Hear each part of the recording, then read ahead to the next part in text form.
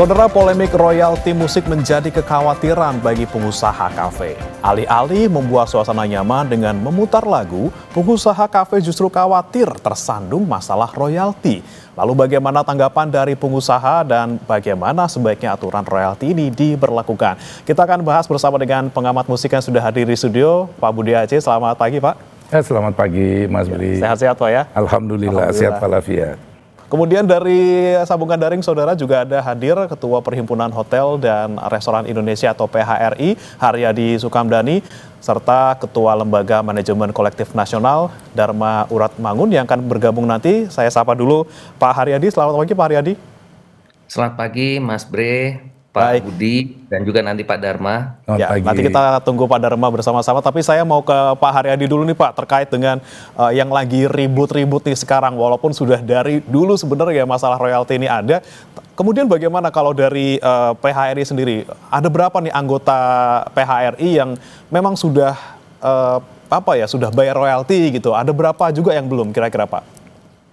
Anggota kita itu sekitar 4.000 lebih ya Mas ya. Nah, saya tuh belum ada data persisnya berapa yang sudah mereka itu mengikuti mengikuti pembayaran royalti baik secara tahunan maupun bulanan. Tapi yang kami lihat dari pembicaraan dengan Badan Pengurus Daerah itu memang keluhan dari anggota-anggota kami yang tersebar ini itu memang rata-rata itu mereka merasa keberatan dengan besaran tarif. Satu itu, kedua juga mereka merasa keberatan karena ditagih yang berjalan sebelumnya gitu loh Mas.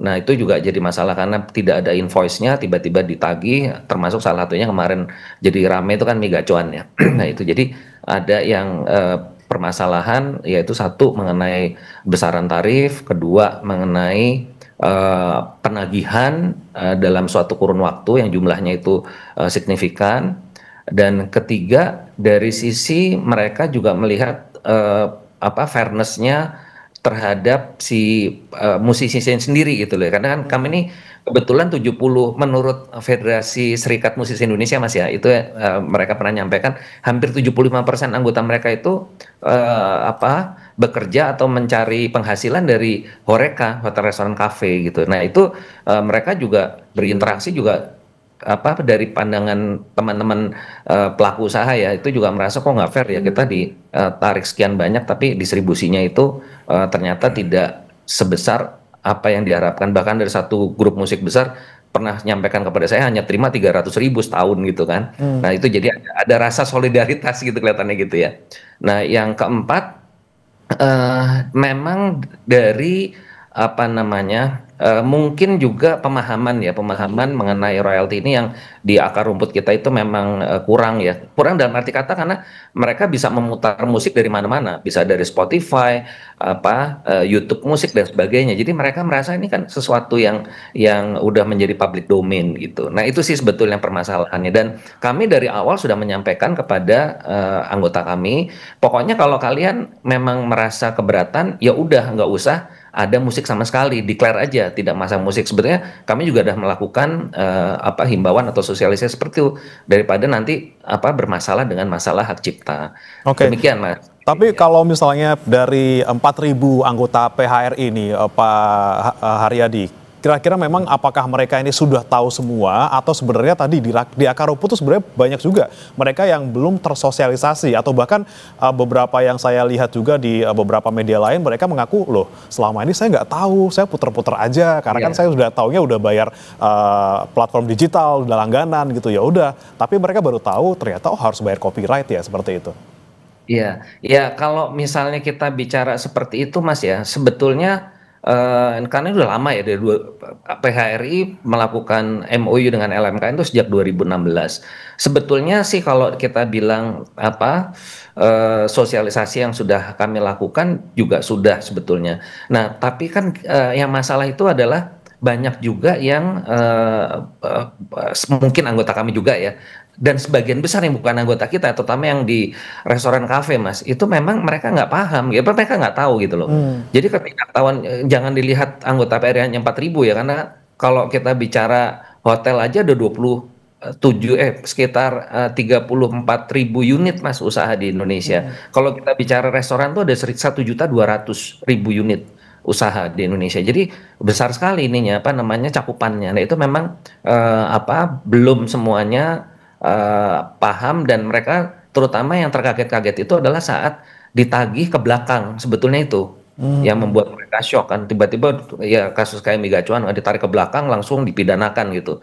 Nah, itu yang menimbulkan reaksi yang sangat keras. Dan sekarang ini memang kami melihat bahwa ada suatu eh, solidaritas di antara mereka. Yaudah deh kalau begini, daripada rame-rame udah kita tidak memutar musik seperti itu. Walaupun itu sudah kami sampaikan sejak tahun 2016. Yaudah kalau kalian nggak mau bayar, udah declare aja, nggak usah memutar musik. Nah, tanya ini menjadi suatu gerakan yang semakin besar nih Mas Pri. Jadi saya pun juga merasa prihatin. Aduh, kalau begini nih, ya bagaimana ya kalau kalau kalau apa eh, usaha kita di Horeca itu ya nggak ada musik juga nggak apa-apa juga sih, nggak ada pengaruh. Tapi kalau itu berpengaruh, terutama di sini juga yang menimbulkan kekhawatiran adalah yang live performance atau yang home band Mas. Oke. Home band itu akhirnya mereka sekarang nggak berani panggil home band. Itu yang saya prihatin. Jadi kalau tadinya masih ada home band itu yang 75% anggota Fashmere di sana Mas. Nah, itu sekarang itu yang langsung terpukul tuh kalau saya lihat ininya dampaknya ini, karena pada takut kan. Aduh, ini karena perhitungan dari boro-boro yang yang home band atau live performance, orang yang rekaman aja mereka banyak yang nggak paham gitu kan, apalagi ini itulah kekhawatiran kita. Itu yang kita khawatirkan. Tapi kemarin saya kan juga lihat di TV ya, di pemberitaan bahwa Pak Dasko akan membahas lagi di DPR. Saya pikir ini hal yang bagus ya. Dan sekarang juga ada perkembangan baru, adanya platform digital Mas. Ini juga saya pikir solusi yang bagus. Saya udah ketemu tuh salah satu pendiri dari platform digital yang melakukan proses untuk penanganan daripada royalti ini. Saya pikir itu juga cukup baik ya nanti ke depan, sehingga fair untuk semuanya. Demikian Mas Bre. Oke, baik. Saya akan sapa dulu Pak Dharma Uratmangun, sudah bergabung bersama kami, Ketua LMKN. Selamat pagi, Pak Dharma. Selamat pagi juga buat Mas Haradi Sukamdhani. Selamat pagi, Pak Dharma. Iya, selamat pagi. Baik, saya mau menyampaikan tadi keluhan dari pengusaha Pak Dharma terkait dengan ini, ada beberapa dari mereka yang kemudian selama ini tidak membayar royalti, kemudian ditagih gitu Pak, yang seharusnya kemarin sudah tidak sudah lewat gitu istilahnya, kasusnya sudah lewat, tapi mereka ditagih dalam jumlah yang luar biasa besar gitu. Kemudian ada juga banyak dari mereka yang tidak tahu menahu soal aturan ini. Seperti apa Pak Dharma? Jadi ya, terima kasih. Kita kan mengikuti masalah ini sudah dari dulu. Jadi ada juga narasi yang dibesar-besarkan. Saya sebut aja seperti Mega Cuan. Mega Cuan itu sejak 2022 kita sudah hubungi gitu. Jadi bukan baru ujuk-ujuk sekarang itu langsung dipidanakan, nggak begitu sama sekali. Itu tidak betul itu. Itu yang pertama. Yang kedua, kepada kafe-kafe restoran, royalti ini tidak buat bangkrut gitu, dan narasi bahwa bayar royalti itu terlalu berat itu juga kurang tepat, karena kita di dalam membuat tarif ini kita betul-betul memperhatikan koefisien angka di nasional, di perekonomian.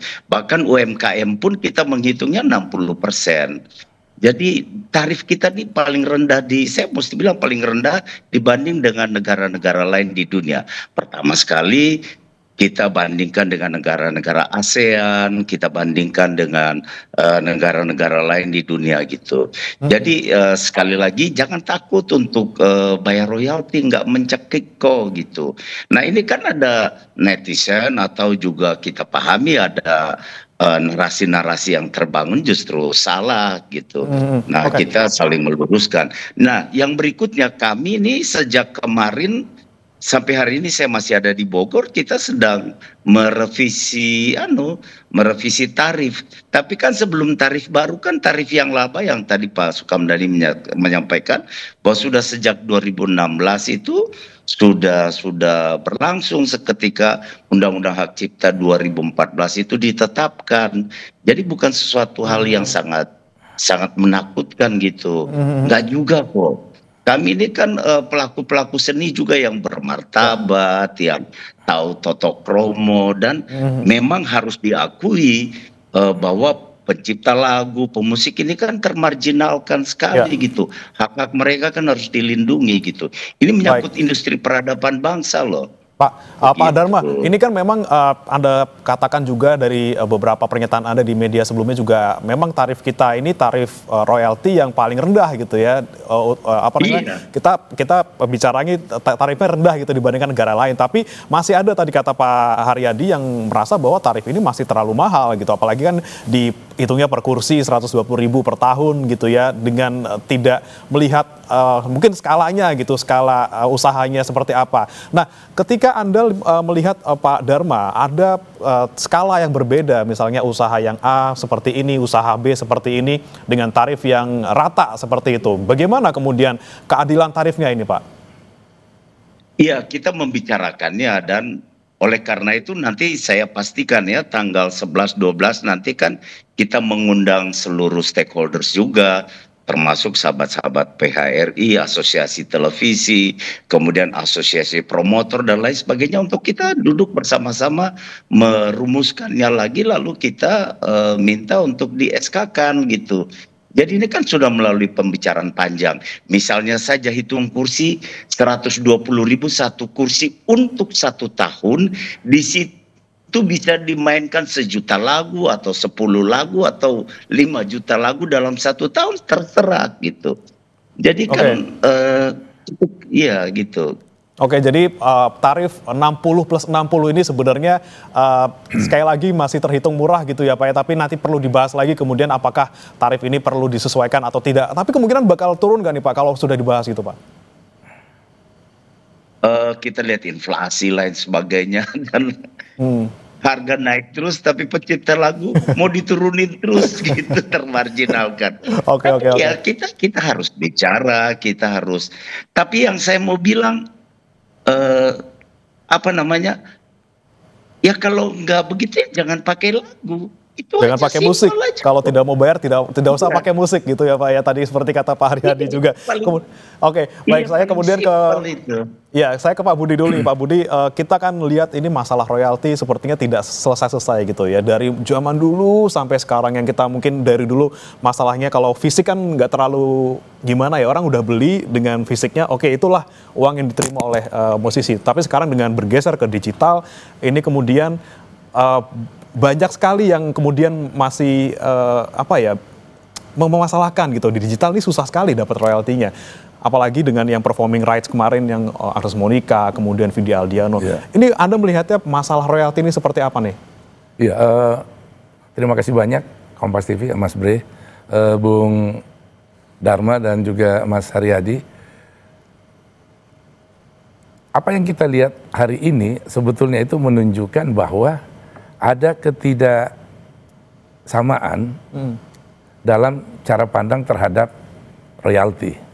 Tadi terbukti Mas Haryadi bilang di kalangan anggotanya yang katakanlah itu mencapai jutaan ya, ada hotel, restoran, karaoke dan kafe dan sebagainya, itu memiliki cara pandang yang berbeda tentang royalti.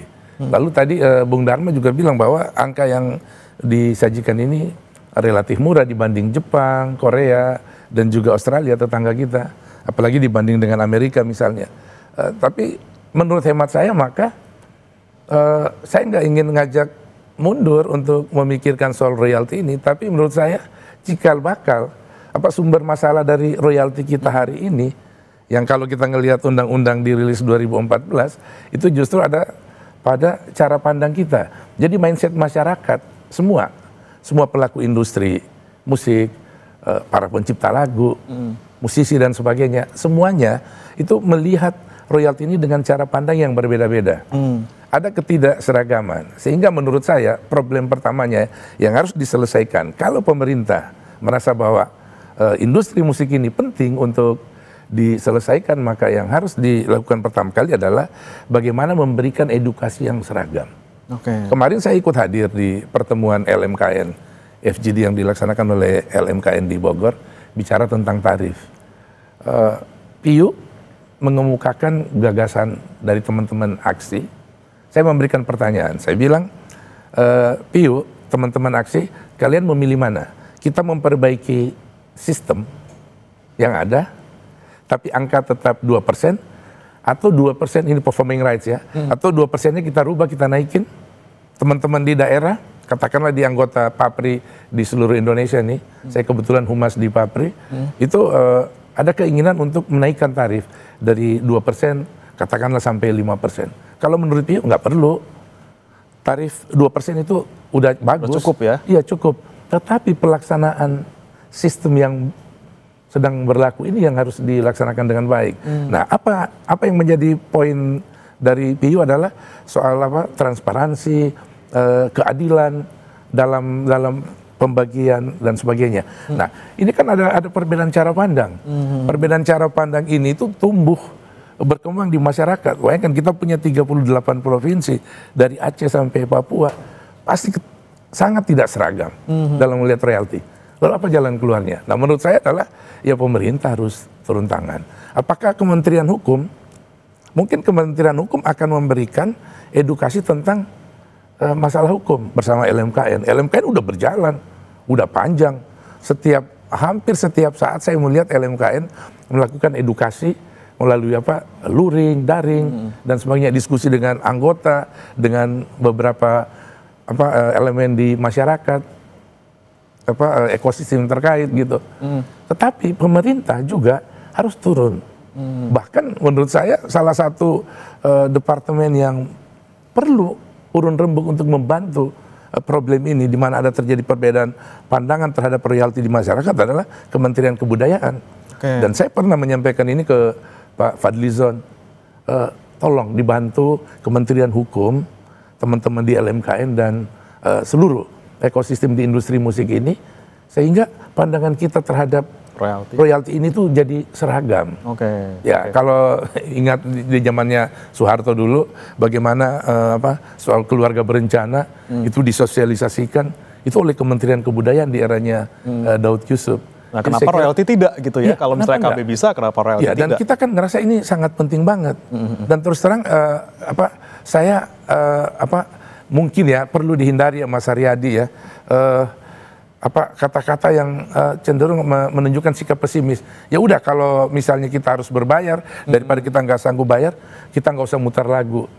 Menurut saya itu juga sebuah langkah yang tidak cerdas, karena kalau itu dilakukan, negara ini kehilangan begitu banyak potensi ekonomi. Coba bayangkan ada jutaan hotel, kalau semua hotel nggak muter lagu, restoran, kafe. Gak ada yang bayar royalti gitu. Gak ada yang bayar royalti. Apa bedanya dengan kalau tiba-tiba buru-buru di pabrik mogok kerja, sama kira-kira. Baik. Nah, ini menarik saya ke Pak Haryadi. Kemudian kalau misalnya tadi teman-teman yang memutuskan untuk tidak mau bayar royalti, ya udah tidak usah bayar, tidak usah putar musik sekalian. Bagaimana nih Pak Haryadi? Apakah memang sebenarnya kalau misalnya di tempat-tempat yang tidak ada live musiknya, pemutaran musik ini sangat berpengaruh untuk ambience, kemudian bagaimana bisa menarik pengunjung lebih banyak lagi, Pak Haryadi? Ini meluruskan dari Pak Budi tadi ya. Jadi intinya gini kan, tadi Pak Dharma juga nyampaikan, kalau kita menghadapi orang yang mungkin punya pandangan tersendiri, kan kita susah ngomongan, ribut aja ya kan, muter musik iya tapi nggak mau bayar iyalah, kan repot gitu kan. Nah, makanya waktu itu kami sampaikan ya, kalau nggak mau ribut udah deh gitu loh, declare aja, nggak usah muter musik, maksudnya gitu Pak Budi. Nah, tetapi kan kita melihat ke depan ya, saya setuju lah ini yang namanya musik ini kan adalah karya yang perlu kita apresiasi, itu kita setuju. Dari awal dulu saya udah sampaikan di 2016, kalau nggak ada platform digital ini pasti bakal rame terus, karena yang namanya musisi ngerasa tidak fair, yang namanya perusahaan itu juga ngerasa tadi ada soliditas, karena menurut Fesmi tadi saya ceritakan 75% itu adalah mencari nafkah, teman-teman musisi mencari nafkah di Horeca dan sebagainya. Nah, saya melihat di sini ya menarik ya, karena ternyata sudah ada nih platform digital yang kami juga menaruh harapan besar. Karena dengan platform digital ini itu semua akan fair, Mas. Mas Breda, Pak Dharma dan Pak Budi ya. Itu distribusinya jelas. Saya kemarin sudah ditampilkan tuh Pak Dharma, tapi saya nggak sebut namanya deh, soalnya nanti Iya, ini kan iya, iya. ya, etik Itu etiknya mitra saya nggak. kita juga itu. Kita Iya, udah sign, saya sudah kerjasama. lihat. Wah, saya bilang cakep nih. Saya bilang besok saya akan zoom meeting dengan seluruh BPD PRI se-Indonesia. Jadi kita tentu ada terobosan lah. Saya yakin saya bisa. Nah, manakala platform digital ini dengan mudah diakses, yang ikut akan banyak dan distribusinya akan adil karena itu kan terrecord semua, lagunya siapa yang diputer segala macam kan kelihatan semuanya, transparansinya ada. Bahkan kemarin saya tanya tuh Pak Dharma, itu kalau live performance gimana Mas gitu, karena seperti yang Mas Piu tadi keberatan kan Pak Budi tadi, oh ini bisa Pak, live performance juga ada ininya apa, ini formatnya ada. Nah saya rasa sih mudah-mudahan ini salah satu titik temu lah ya kita ini. Nah nanti mungkin di satu titik juga mengenai tarif itu bisa menjadi lebih kompetitif. Saya tuh tadi pagi baca ya ceritanya sebagai referensi aja bagaimana QRIS bersaing sama Master dan Visa.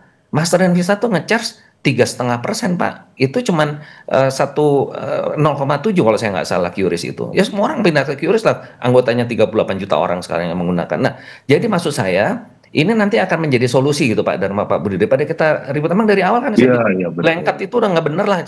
Blanket tuh zaman purba lah, masa orang di blanket gitu. Iya kan, apa ada yang komplain tuh yang namanya satu Ya. grup besar. Saya cuma dibayar 300.000 setelah. Ini yang- Seperti itu jadi.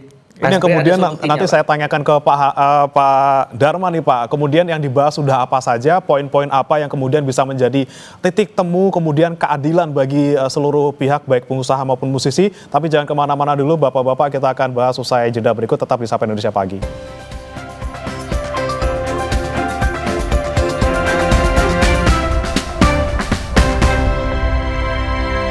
Bersama kami di Sapa Indonesia Pagi, saudara, kita masih membahas terkait polemik royalti bagi kafe dan juga restoran yang saat ini sedang menjadi pembahasan di mana-mana karena ada satu kasus di Bali. Nah, saudara, ini kami tampilkan berapa sebenarnya tarif royalti yang harus dibayar oleh bidang usaha jasa kuliner. Kalau untuk restoran dan kafe, memang royalti yang dibayarkan itu adalah untuk pencipta Rp60.000 per kursi per tahun. Tapi ada juga kemudian tarif lainnya, yaitu royalti hak terkait sebesar Rp60.000 per kursi per tahun. Dengan total berarti 60 plus 60 ada Rp120.000 di sana yang harus dibayar oleh pengusaha pemilik kafe restoran per kursi per tahun. Saya akan kembali ke Pak Dharma. Ini berarti benar ya Pak ya, 60 plus 60 Rp120.000, kemudian itu berarti flat untuk semuanya, terkecuali mungkin ada beberapa, misalnya ada yang mengajukan UMKM gitu ya, akan didiskon gitu tarifnya. Betul seperti itu Pak? Begini, 60 hak cipta itu untuk pencipta lagu dan pencipta liriknya. Kemudian hak terkait itu penyanyi, pemusik, dan produser fonogram. 3 komponen itu menjadi satu 60.000 itu. Nah itu yang pertama. Yang kedua, kita sedang juga merumuskan revisi tarif bukan saja untuk kafe restoran, tapi untuk semua, termasuk di dalamnya untuk platform digital dan lain sebagainya, untuk konser-konser, pertunjukan.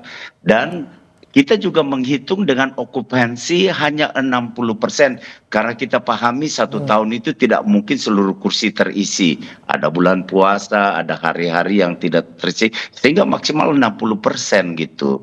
Jadi sekali lagi, dan begini, kita ini bukan berantem dengan kafe, dengan restoran, dengan tidak gitu. Tapi kita mau mendudukan pada industri musik yang sehat, ekosistem yang sehat gitu, sehingga sudah 2016 kita sudah sepakati ya, sekarang kita coba cari jalan keluar lagi. Kita melihat kondisi yang ada sehingga kita menginisiasi untuk membuat pertemuan ini, dan sudah saatnya kita evaluasi. Setelah 2016 ke 2025 ini kan perlu dievaluasi lagi. Baik. Gitu. Saya sebelum ke pertemuan yang diinisiasi oleh LMKN ini Pak, saya mau nanya dulu sebenarnya teknis di lapangan itu seperti apa sih Pak? Misalnya adakah misalnya orang-orang ataupun personel dari LMK yang random checking misalnya ke kafe restoran, ini yang belum bayar yang kemana, kemudian oh ini lagi muter musik udah bayar apa belum, kemudian seperti apa sih Pak pengawasannya kalau di lapangan sendiri? Apakah memang hanya terima laporan kemudian ditindak, atau memang ada itu tadi pengecekan satu persatu ataupun random sampling gitu Pak?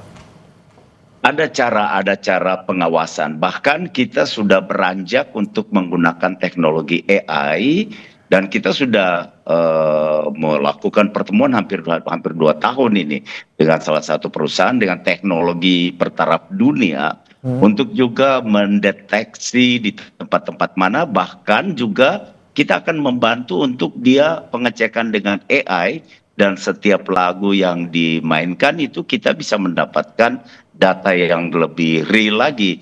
Tadi sudah disampaikan Pak Haryadi, kita punya partner, misalnya ada yang sudah kita kerjasamakan, yang sudah masuk ke hotel-hotel restoran. Nah sekarang kita juga untuk pengawasan dan lain sebagainya, pencatatan untuk distribusi dan juga memudahkan semua pihak. Kita sudah di tahapan mau kerjasama, tapi sudah penjajakan udah hampir 2 tahun ini dengan teknologi AI. Ada salah satu perusahaan yang berbasis di teknologi yang sangat mumpuni di dunia gitu. Dan saya sudah bolak-balik ke salah satu negara di dunia untuk di Cina lah. Dan kita sudah bekerja sama untuk memantau dan memberikan kemudahan. Intinya itu kita mau memberikan kemudahan kepada pengguna supaya tidak terjadi pelanggaran hak cipta. Tentunya kalau lebih banyak yang saling berinteraksi kan kita bisa tinjau kembali. Oh iya ya, tarif ini kita coba evaluasi lagi. Jadi kehadiran LMKN ini justru menjembatani kepentingan pengguna karya cipta dan menjembatani kepentingan pemilik hak cipta dan hak terkait supaya tidak terjadi pelanggaran hak cipta. Di situ fungsinya. Gitu. Bicara soal pelanggaran, Pak Dharma, saya ke Anda lagi terkait dengan mungkin kita yang kemarin viral ini kan mie gacoan gitu ya di Bali, kemudian kok orang-orang kaget gitu, kok ujuk-ujuk dipidana gitu. Apakah seperti itu? Apakah kemudian sekali melanggar kemudian langsung dipidana, atau seperti apa sebenarnya langkah-langkah ketika menemukan ada restoran ataupun kafe yang dalam tanda kutip belum membayar royalti? Ini yang saya mau sampaikan, ada pemberitaan yang salah. Ini sudah sejak 2022 sudah dikomunikasikan. Itu ada pertemuan, saya punya kronologisnya itu, ada sekian kali pertemuan. Kita harus direpotkan untuk mereka tidak jujur menyampaikan bahwa kami punya sekian gerai di luar Jawa. Kemudian ini dimanage oleh perusahaan mana saja. Apakah menggunakan lagu atau tidak? Anda cari aja. Nah untuk itu kan kita kirim petugas kemana-mana juga gitu. Jadi sudah sejak 2022 hingga 2025 yang pada akhirnya dengan berat hati kami mengambil langkah hukum.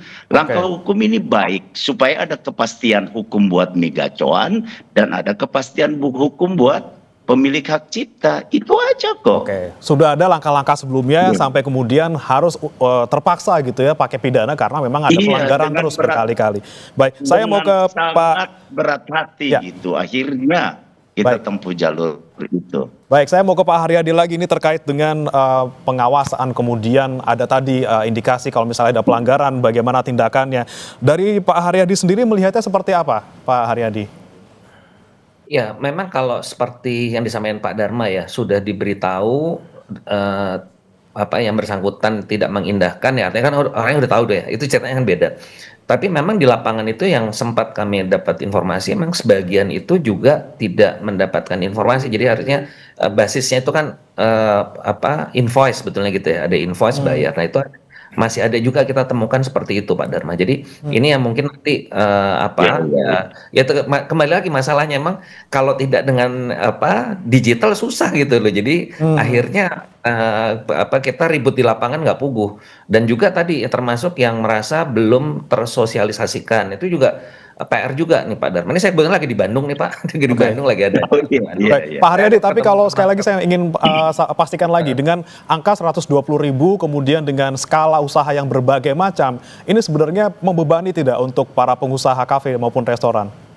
Saya susah ya Mas ya menyampaikan apakah iya apa enggak itu, karena itu kan kembali lagi kepada masing-masing unit usahanya gitu kan. Ada yang merasa bahwa oke nggak ada masalah gitu, tapi ada juga yang merasa itu berat. Nah kan saya susah juga ngomong kan, makanya tadi saya sampaikan Pak juga sama mungkin. Kalau udah kayak gitu udah kalau emang keberatan semua udah nggak usah muter aja gitu loh sekalian declare gitu kan. Jadi Ya. ini juga tadi penjelasan ke Pak Budi. Jadi kadang-kadang kita di lapangan sulit ya ini karena orang punya perspektif yang berbeda-beda Ya. dan juga memang mungkin masyarakat selama ini mudah kan mendapatkan musik itu kan melalui digital tadi bisa Pak melalui YouTube, Spotify dan sebagainya yang mereka langsung mereka tampilkan di publik walaupun misalnya saya ambil contoh Spotify udah declare dia hanya untuk individual dia bukan untuk bisnis gitu untuk kan. bisnis, betul.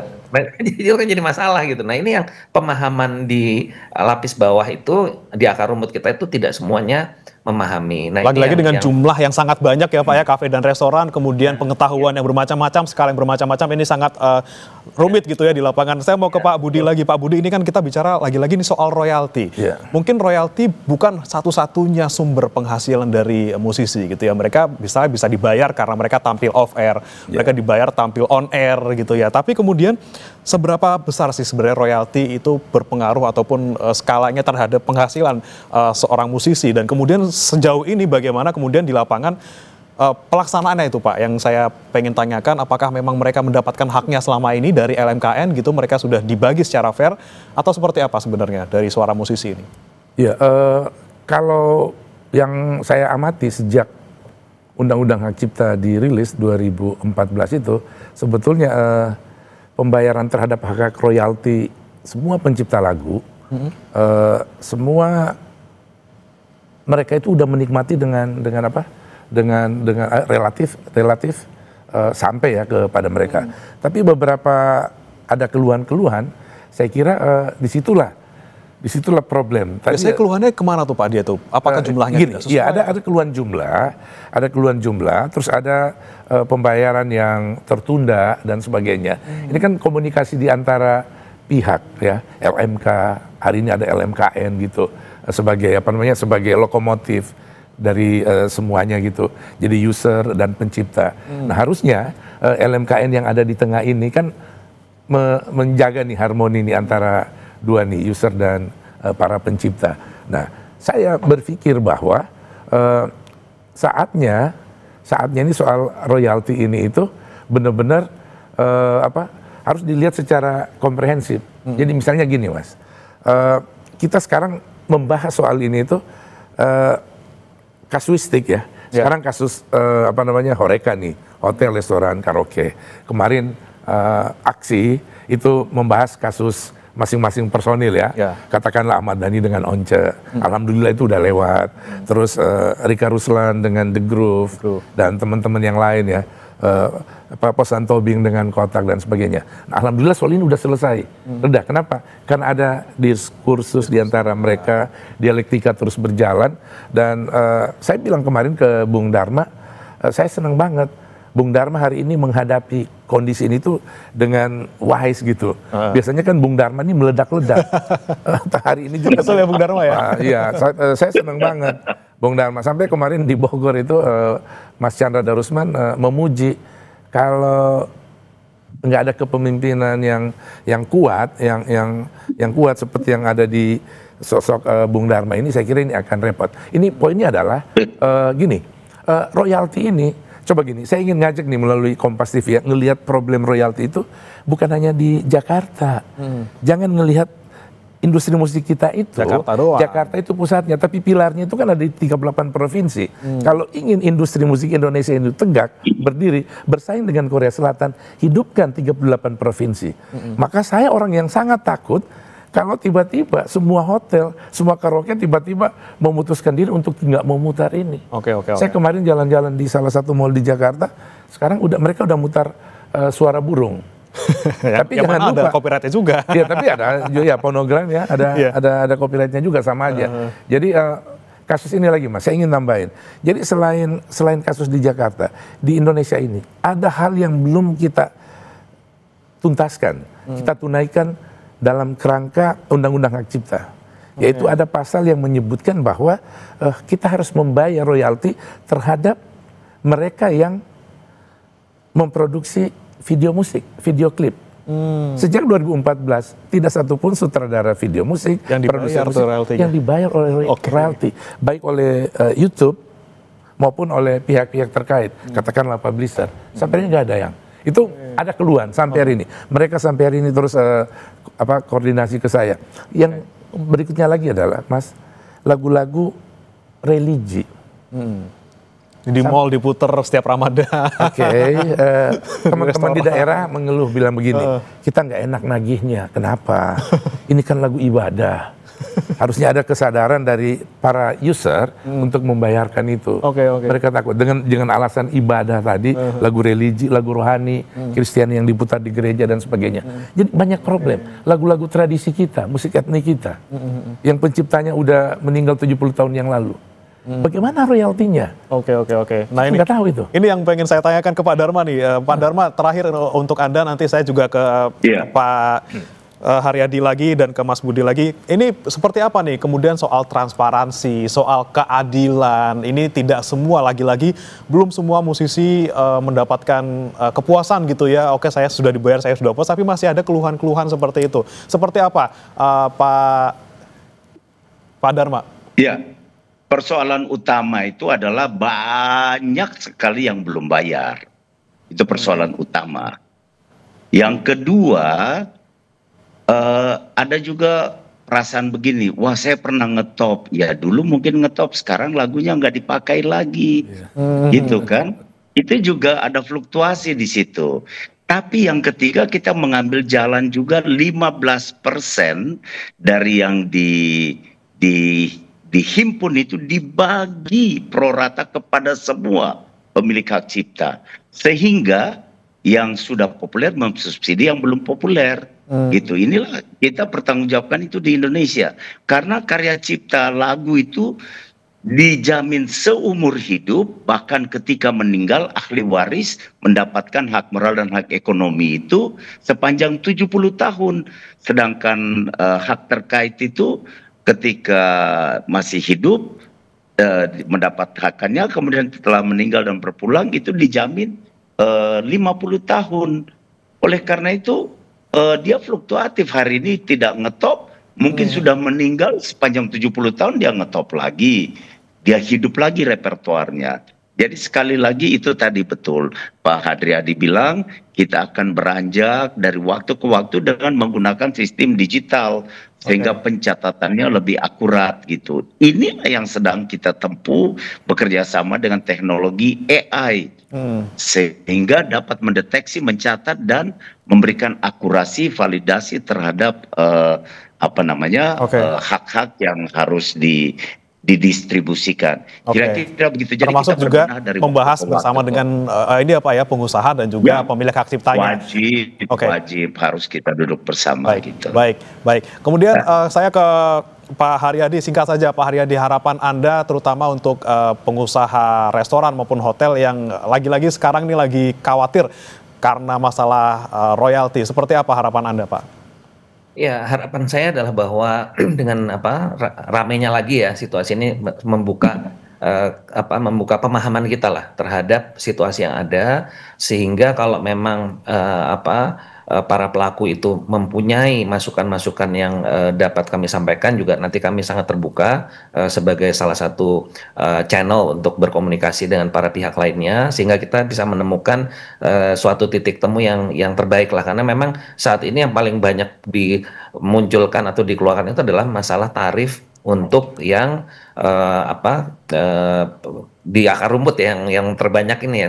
Tapi saya sendiri juga terus terang juga masih berproses seperti apa sih sebetulnya yang paling fair untuk semua pihak. Dan tentunya harapan kami juga dengan LMKN untuk jangan buru-buru pidana gitu Pak Dharma, karena haknya juga luar biasa.